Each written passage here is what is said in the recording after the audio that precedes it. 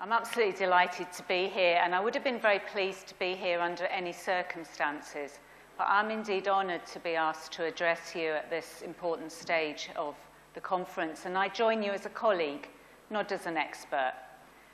I have to say that apart from the sort of anxiety of doing a presentation of this nature, I'm also slightly reeling from the experience of standing on the stairs out there in front of a full-length window being mic'd up, which required my dress to be hoiked up, given that I have no pocket. So I do wonder if some hapless passerby out there is also recovering from the trauma of that, but who knows. What I want to do is just share with you a bit of Includem's experience and my experience, and I think speculate around some of the themes that will undoubtedly come up during the course of the day. And I think to build on what's already been said, we shouldn't underestimate what we've already achieved in Scotland and the base that we have to build on. 15, 10, maybe even 5 years ago, would the range of organisations and people that we have in this room have come together, or at least come together willingly, around a common understanding that whatever the differences, whatever the resource sharing issues, the power structures, that we all have a need to work together and focus on better outcomes for people. We shouldn't underestimate what we've already achieved. And also, I think, following on from the point that's been made, some of the language around inequality, links between cause and effect. We shouldn't take these things for granted, because it is the case that it's not the same south of the border. We've achieved something very special already in Scotland, and we should feel proud of that. That's not to say, however, that the world for us is an easy one to work in. And I've chosen this image of a whirling dervish because for me, it captured that sense of spin and actually at times not knowing what direction to face. I sat in a meeting recently which was a very helpful elucidation of health and social care integration. But actually, towards the end of the meeting, I said, I don't even know what question to ask. It's sometimes very difficult in terms of the changes in structures and all of the knowledge that we have to absorb about those changes to stay focused on what we really want to do. So that's going to be my focus for today. I'm not talking about structures, I'm talking about people. For those of you who don't know Includem, just very quickly, we are a focused, specialised third sector organisation working in Scotland. We choose to focus exclusively on working with the young people who do have the most complex and challenging needs, long histories of engagement with services, in and out of care, desperately painful experience in their lives, lots of losses through bereavement, multiple changes of address, unstable families, all the range of issues that all of you and we understand. They are often described as the hardest to reach young people. I have to say, from their perspective, public services are hard to reach. So in order for us to do our work, we try and turn that on its head. So everything we do recognises the fact that they will be chaotic, they will be difficult to engage with. And I'm not going to go into the detail of how we do that today, because that's not my focus. But it is an assets and strengths-based approach. It is about fundamentally helping young people to live better lives, reducing harm to themselves and others, and in terms of strategic objectives, then really contributing to the prevention and early intervention agenda by driving down risk, driving down costs to the public sector, and helping young people fulfill their potential, become citizens, and live happy and fulfilled lives. It's a very simple aspiration, although not always easy to achieve. Our external evaluators, Dartington Social Research Unit, describe the work we do as intensive, enduring, and goal-orientated community intervention. In plain speech, what I think we do is we create relationships with people, and then we use those relationships to influence how those people live their lives. Which means that we work with young men like Joe. Joe is a typical example of the young men we work with in their mid-teens. Joe comes from the sort of family I've already given you an idea of.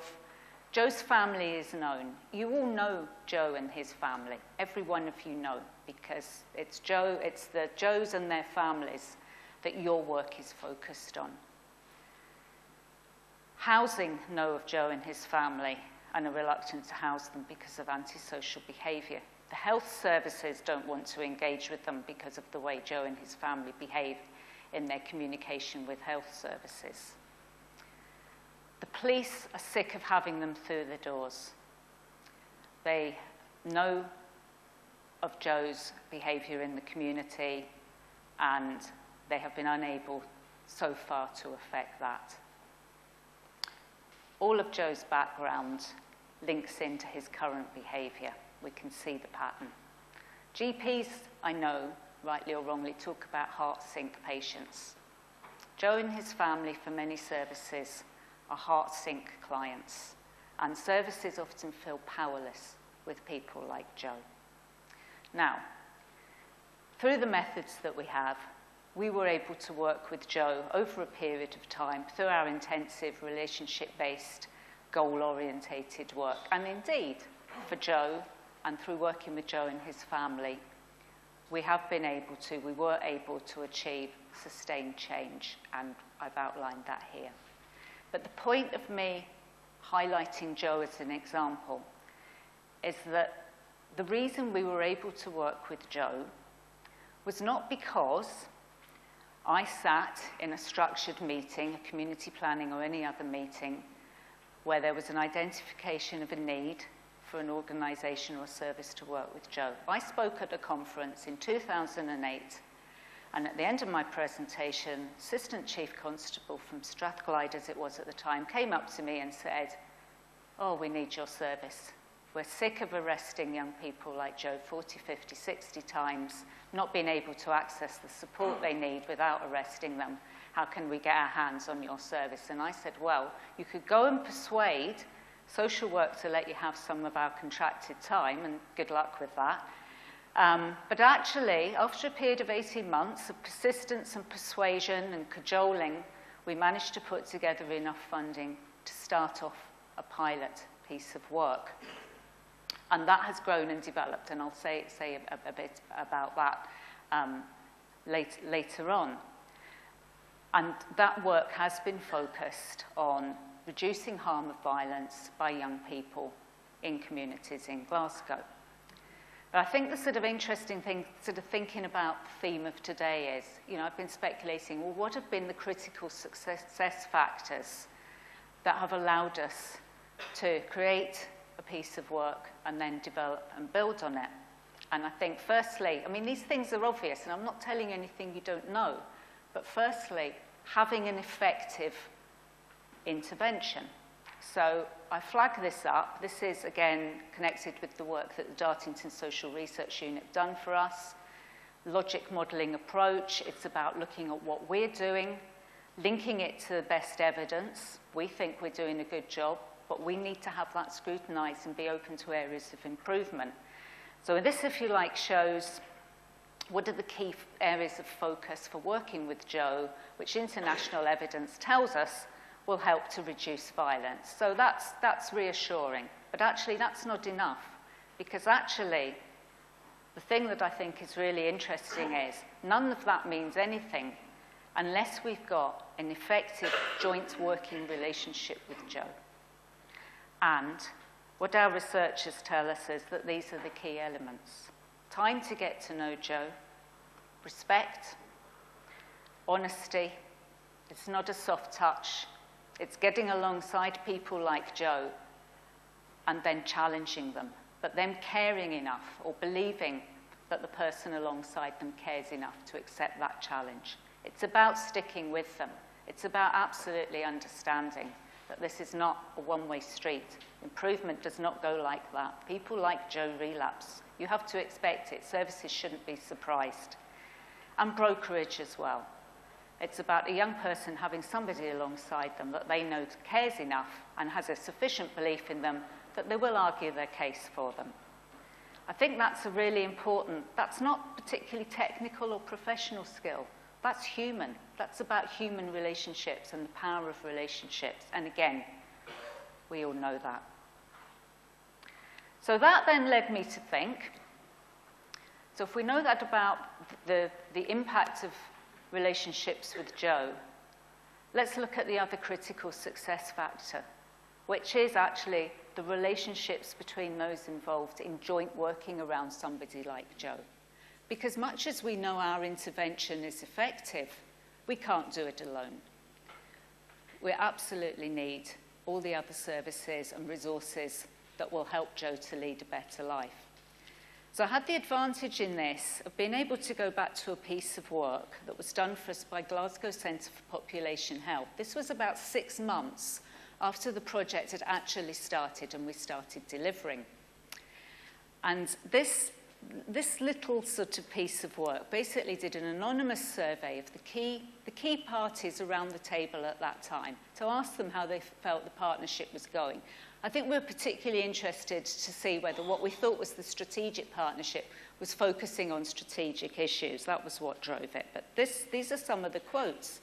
And when I look back at this, what I instantly thought of, and those of you who have seen the film will know what I mean, was the scene from Annie Hall. And I don't know if there may be people here who haven't seen it, maybe of a younger age, but a classic of its time and quite cutting edge. Because there's a scene in Annie Hall where Annie, played by Diane Keaton, and Alvy, played by Woody Allen, are first getting to know each other, and they're standing on a balcony and they're having a conversation. But at the bottom of the screen, there are subtitles running. So I have the script here, which I will share with you. So they're standing out with their glass of wine. So Alvy says, "So did you shoot these photographs in there or what?" So Annie says, "Yes, I sort of dabble around, you know." And at the bottom of the screen, she's saying, "I dabble. Listen to me, what a jerk." And then Alvy, "Oh, they're wonderful, you know. They have a quality. You are a great-looking girl." "Well, I would like to take a serious photography course soon." Oh, he probably thinks I'm a yo-yo. Photography's interesting because, it's a new art form and it's a set of aesthetic criteria have not emerged yet. I wonder what she looks like naked. And then Annie comes back with something, and just to say that the subtext then is, God, I hope he doesn't turn out to be a schmuck like the others. But actually, when I started looking at some of these quotes from the early days, and I have chosen, there was lots of positive stuff in there, but I haven't chosen that. What I've pulled out is, I think, what our partners, and we were saying at the time, at that early stage of a partnership, where we're all going, really not sure about this. So we've got something about, we've got to trust the other people, but if you feel you don't know them very well, then it's difficult to do that. And the subtext there is, I'm really not sure about these guys. This organisation, Includem, it said it can do this stuff, but I'm not sure about that. This next one, I think, is fascinating. Without going into technicalities around the evaluation, but look at this. A bit of the frustration is the Includem element in the evaluation is being touted as a project on its own. Now, that, to me, tells me that that's a statutory partner who feels that our only interest in the partnership is actually to do our own thing. We're using this as a device. And actually, they're certainly not trusting us in that. This is obviously Includem, you can tell that. I mean, it was anonymous, but of course, as soon as we sat around the table and looked at the quotes, everybody's thinking, I think that's so-and-so. But this is us. This is staff in Includem actually saying, there's tensions, there could be a conflict of interest. What if young people, we get young people to trust us, they tell us things, then of course we're very clear about our boundaries, we need to tell things to the police. How will the police react? This is where the relationships will possibly be tested, which means, I don't know, I trust those police. They'll be coming in with the tackety boots, and we're going to have trouble here.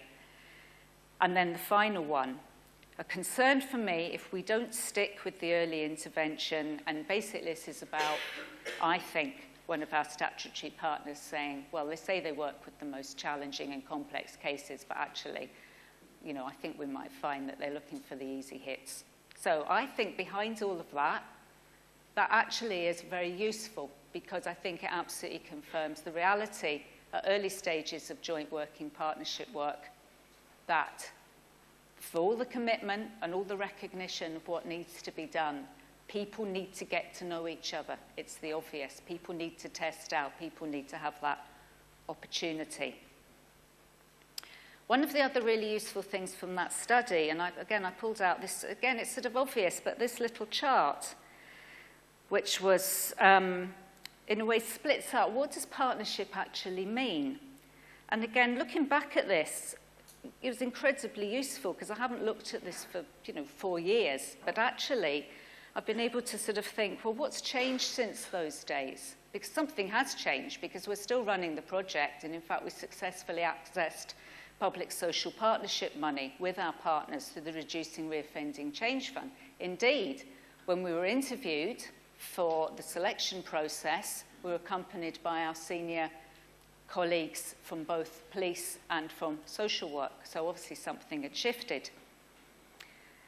And again, the critical success factors in this, I think, lay at the bottom, because managing the work and actually doing that in a really effective way has meant the need to build a really effective intelligence and information sharing system to make sure we are targeting the right people, the right young people. Now, there's the technical aspect of that, because Police Scotland have got in Glasgow this fantastic recency, frequency, gravity system, so they can make absolutely sure that young people who are causing the most harm in their communities are the ones who are considered. We work with social work to make sure we're not working with young people who already have services. We've built that up. During the early days, we spent a lot of time having to go back and forward about inappropriate referrals, because, again, the trust wasn't there. And in fact, I think there was an anxiety, certainly on behalf of our police colleagues, that we would find we were dealing with areas of risk that we weren't capable of.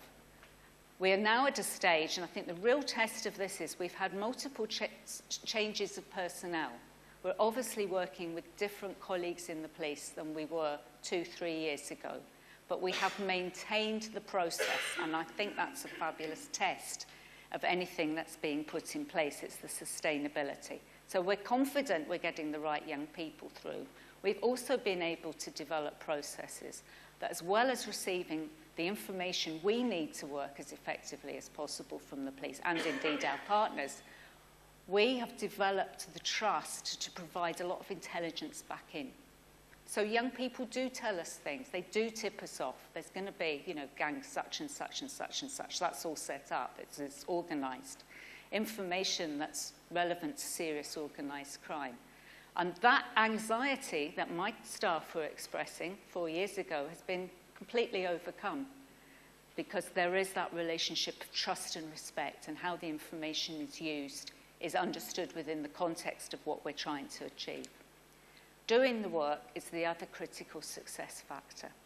Once the young people have been identified, the first stage is for somebody senior from the police, somebody senior from the Includem project, to jointly go, literally, to do the door of the young person, usually their mum, and knock on the door. And the running joke is that our staff have to train the police on how to knock on the door, so it doesn't sound like they're doing a raid. But once they've overcome that, our staff then, the police delivers the message about consequences.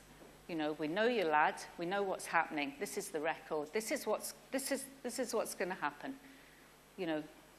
Into the criminal justice system, a life in and out of prison. And then our staff are able to talk about the alternative, using their skills of persuasion and engagement, because this is what they have to do: get behind doors, get people alongside. And that is the first stage. And we're very clear, and this again, Includem's intervention isn't enough. We're very clear it needs to be us and the police jointly delivering that. That has been an absolute critical success factor. I think at this stage, overseeing the work, and again, this shows me the progress. In those very early days when GCPH did the report, the strategy group wasn't talking about strategy. strategy group was having to work out all sorts of operational tensions, and things were being ratcheted up because people weren't talking to each other down here, so I was having to intervene, and that was just the reality of it. Now, because we have doing the work, managing the work, we've got that sorted. Doesn't mean it doesn't need attention, it always does. We're able to focus in terms of overseeing the work on the strategic implications, which means we can absolutely make sure that in terms of the partners around the table, we are maximising the impact and the effect, which has allowed us to bring into the process people from health. We're now talking to people in the Crown Office, people in the DWP, the ADP, and housing. So it's about recognising that when we're working with families, so Joe and his family, if you like, the outcomes are of interest to all of us across the full range of public and social services.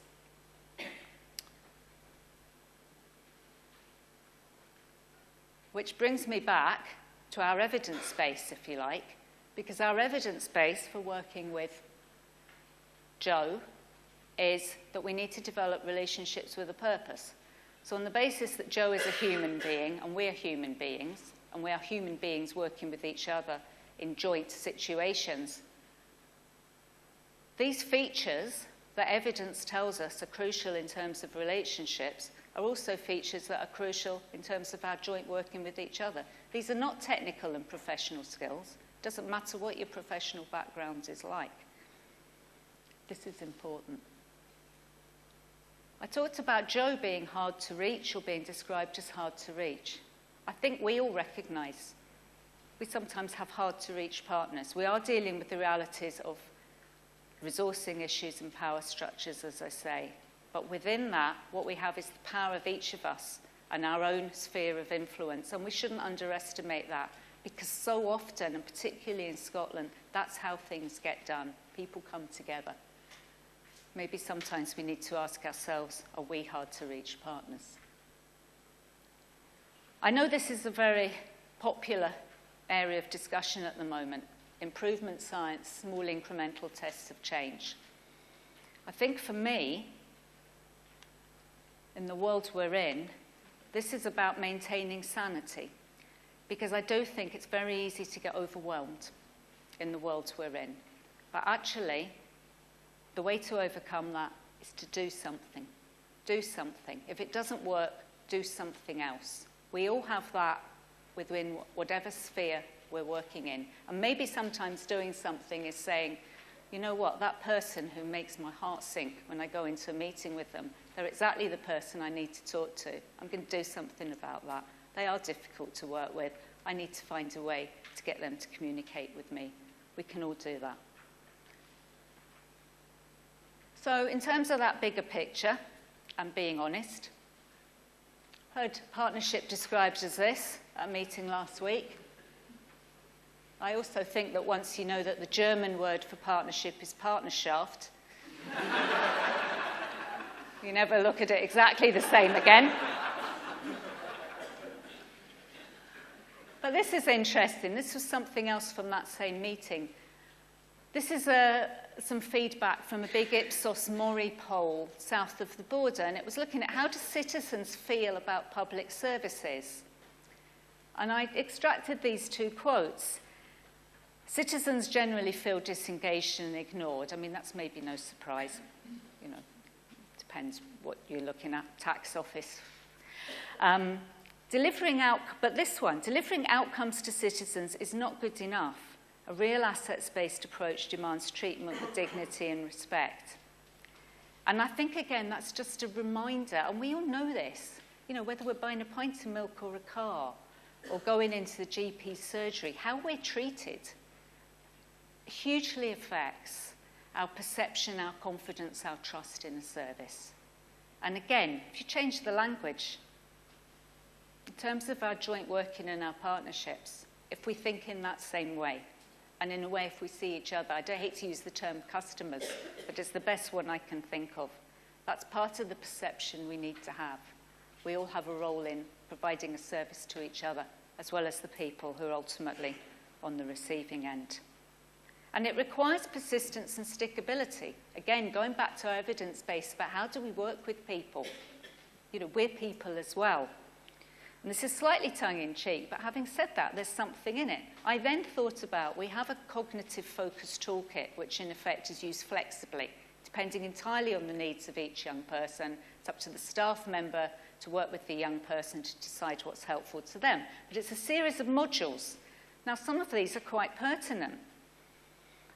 Understanding consequences for selves and others, better understanding of risk, how to manage future risk, and risk management plans.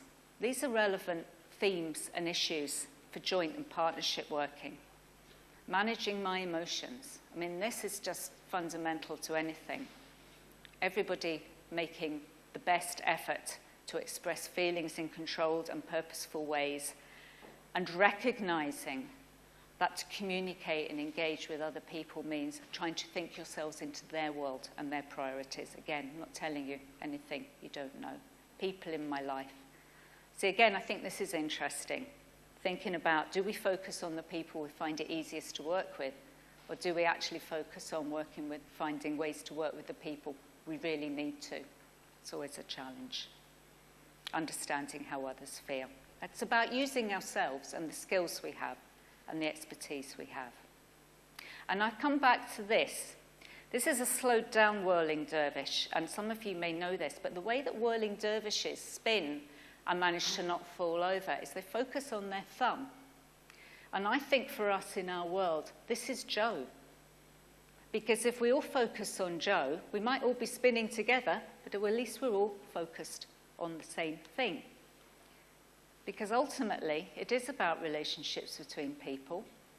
And I was reminded, having heard the news of the death of Maya Angelou, one of her great quotes, I think, is, people forget what you say, people forget what you do, but people never forget how they made you feel. I think that's a very important thing to remember. And I make no apology for finishing with this fantastic quote. Never doubt that a small group of thoughtful, committed citizens can change the world. Indeed, it is the only thing that ever has. Never more pertinent than at the times we live in now. So enjoy your day and celebrate your success, and I'm sure you'll continue to keep building on it. Thank you very much.